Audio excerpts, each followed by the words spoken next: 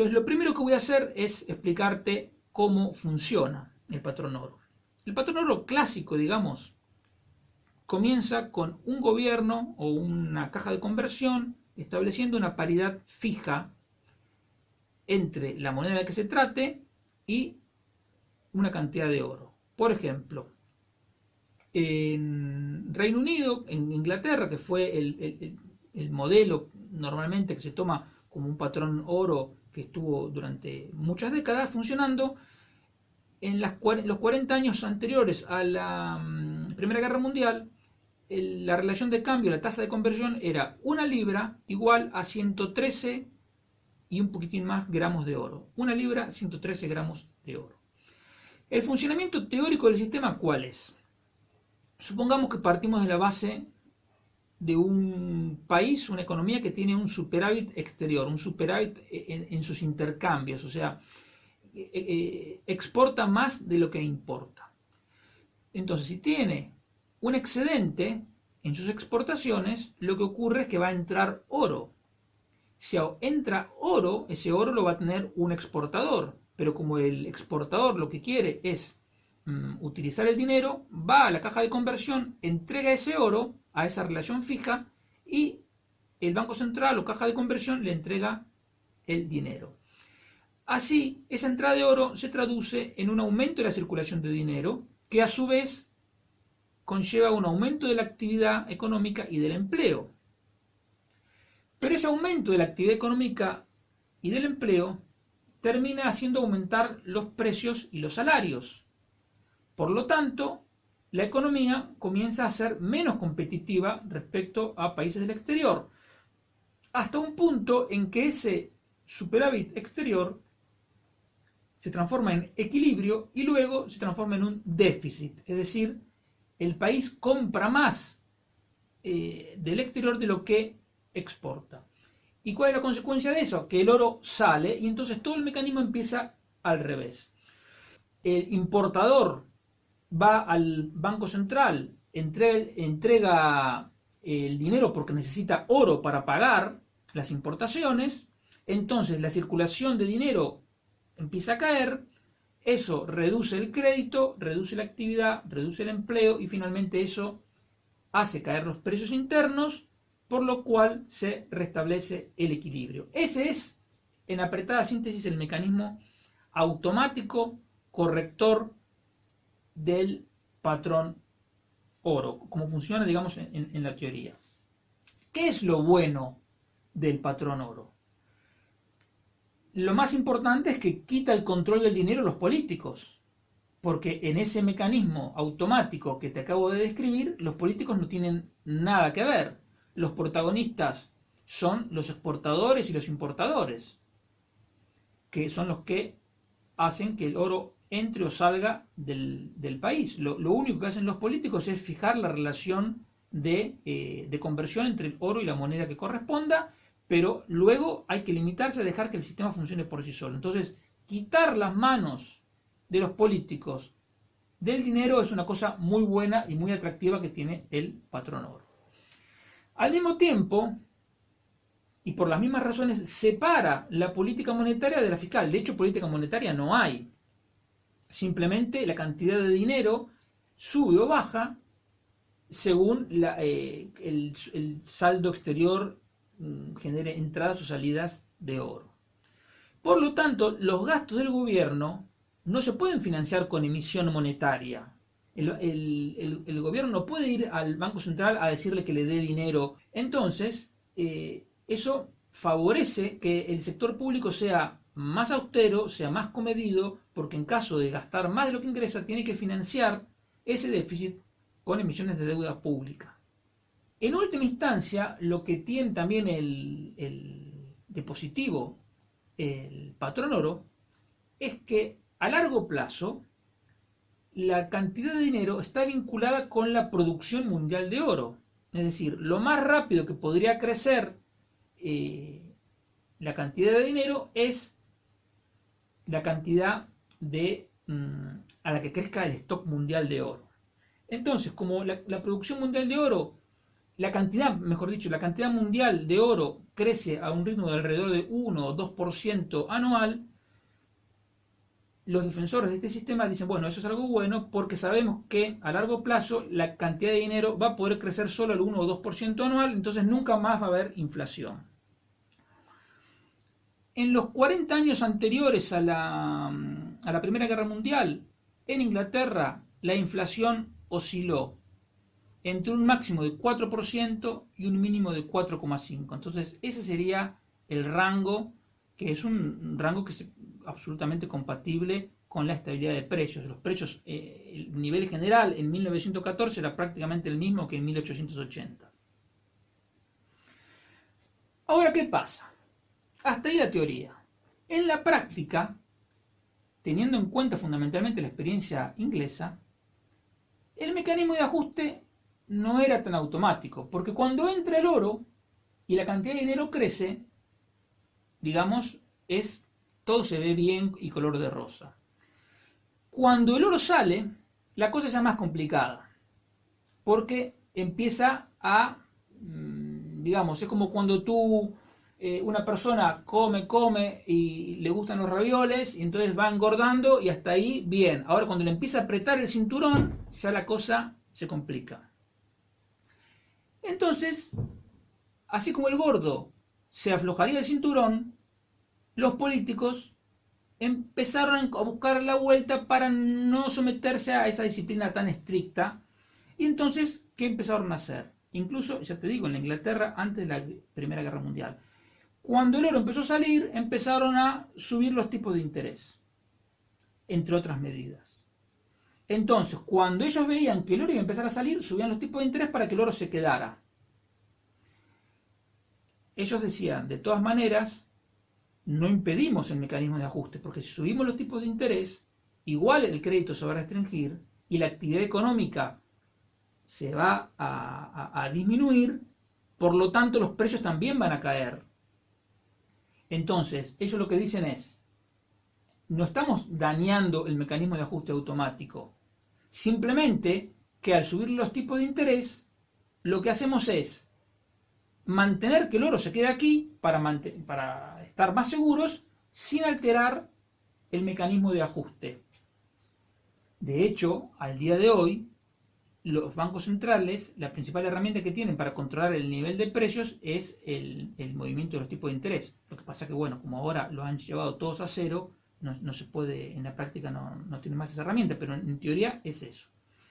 Pero fíjate ya una cosa, que lo que se presenta como un mecanismo automático a prueba de la manipulación de políticos o de tecnócratas no es así, porque cuando se sube ese tipo de interés para que el oro no salga, ¿quién sabe cuál es el nivel justo al que hay que subir ese tipo de interés? Hay un riesgo de que se suba de más y entonces la actividad económica se dañe innecesariamente, o que se suba poco y por lo tanto se demoren los ajustes que serían necesarios. Además, la práctica del sistema es bastante más compleja porque no solo hay importaciones y exportaciones de mercancía. En la práctica también tenemos comercio exterior de servicios, hay préstamos que se dan al exterior o que se reciben del exterior, hay inversión extranjera, gente que viene y compra una empresa, invierte su dinero, o una persona de otro país que viene y compra un piso, una casa aquí. Hay remesas de emigrantes que mandan dinero a sus países o gente de otros países que nos envía dinero. Entonces, los motivos por los cuales se mueve el dinero y por lo tanto se puede alterar la entrada o salida de oro son múltiples. Y más allá de que el mecanismo en sí, entonces, no es tan automático y que tampoco está a prueba de la manipulación de políticos o tecnócratas, tenemos que el patrón oro no es algo que pueda aplicarse por igual en todos los países. Quiero decir, si tú le dices a una persona, haces 200 abdominales por día y dentro de 2 meses tienes tableta de chocolate, eso más o menos a toda la gente se lo puede decir. Ahora, si tú aplicas el patrón oro en un país y en otro con las mismas características, pues los resultados pueden ser distintos. ¿Por qué? Porque un país puede ser acreedor o deudor con respecto al exterior. Un país puede ser industrializado, es decir, puede exportar o comerciar bienes de alto valor añadido y por lo tanto con mayor poder de fijación de precio, o puede ser simplemente productor de materias primas.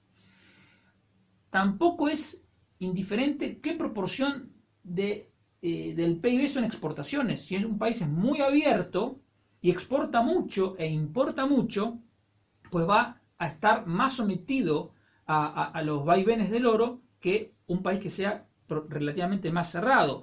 Tampoco es indiferente si un país es pequeño o es una economía es grande. Tampoco es indiferente cuál es la propensión a importar, es decir, a medida que crece el PIB, qué proporción del crecimiento se gasta. En un país, a lo mejor, de cada 10 puntos que crezca el PIB, se gastan en importaciones simplemente 2. Pero en otro país, que también crezca 10 su PIB, puede gastar en importaciones 5. Por lo tanto, un mismo nivel de crecimiento, un mismo ritmo de crecimiento, tendría distintas consecuencias en el movimiento de oro. También depende de la solidez del sistema financiero.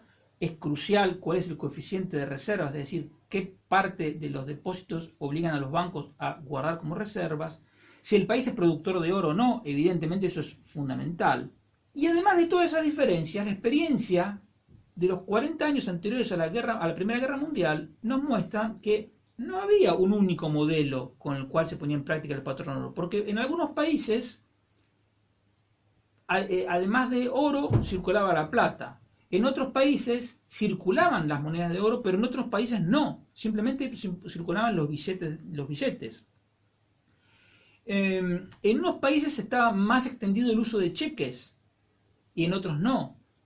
En unos estaba más desarrollado el sistema financiero, en otros no. Por lo tanto, hay muchas características que hacen que el patrón oro funcione de manera muy diferente en unos lugares y en otros.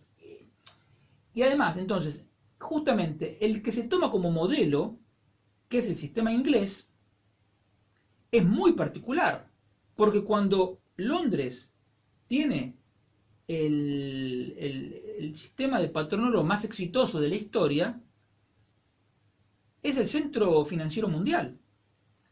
De hecho, muchas veces no tenían ninguna necesidad de mover el oro, porque el resto del mundo se conformaba, era tal la confianza que había en la libra, que se conformaban con que les dieran letras que se pagaban sobre Londres. Inglaterra tenía menos del 4% del oro de todos los bancos centrales del mundo. Estados Unidos tenía muchas más reservas. Y sin embargo, con esa pequeñita proporción de oro, era tal la confianza en el sistema y tal la importancia económica del Reino Unido, que les era suficiente. Y además hay dos elementos que son imposibles de dejar de lado.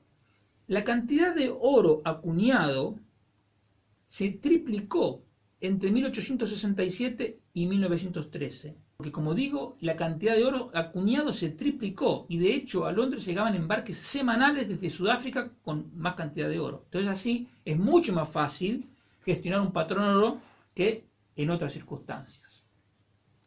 Lo que te quiero decir es que entonces el sistema de patrón oro no es tan automático como se lo presenta, no evita la manipulación de los tipos de interés, ni cambios en el crédito, porque los políticos también pueden alterar los coeficientes de reservas.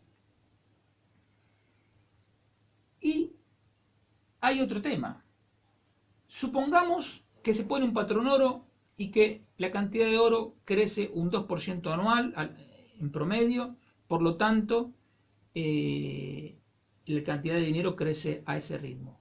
Si una economía tuviera que crecer al 3% o un poco más, al 4%, que es lo que creció España entre el 14 y el 2018, para crecer a más del 2% sería necesario o aumentar mucho la productividad o que los precios cayeran. Y ese es un punto muy importante. tener limitada la expansión de la cantidad de dinero a un 1 o un 2% anual, como máximo, implica que una economía para crecer, sobre todo si es una economía en desarrollo, tiene que coexistir con un proceso permanente de deflación. Y la deflación no es un fenómeno fluido, no es un fenómeno agradable, porque a nadie le gusta que le bajen sus salarios, las empresas se resisten a bajar sus precios de venta.